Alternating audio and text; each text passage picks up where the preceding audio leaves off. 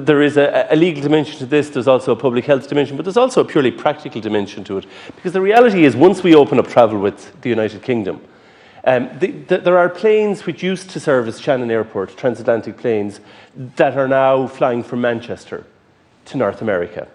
And you're acutely aware of this as having an airport in your own constituency. But, once we have an open and a common travel area with the United Kingdom, it is simply senseless if planes are taking off from North America and coming into the United Kingdom for us to not allow planes to go from Ireland to North America, because people will simply travel via the United Kingdom, via Belfast if necessary.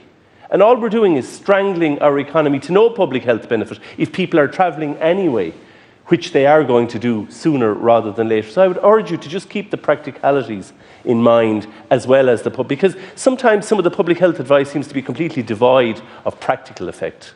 Not always, but sometimes it is, including, I have to say, on antigen testing, given the European Union position on it. Minister, to conclude. It's not too long ago when many people in this House were calling on us to put anyone who was coming from anywhere into mandatory hotel quarantine. I'm not saying you were saying that. But lots of people in this House were saying that, right? So we're trying to get the balance here right in terms of managing risk, taking the advice from our public health teams, which we are doing, and then making decisions with as much pragmatism as we can have in those decisions. We have one of the most conservative and restrictive international transport policies of any country in Europe right now.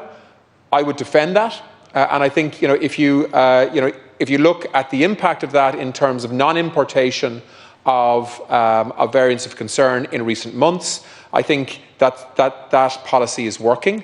But I think the dynamics around that decision are changing now because of the impact of vaccines, both at home and abroad. Okay, and as that risk changes, well, then the policy will change too. And I hope we can do that as soon as we can safely do it from a public health perspective.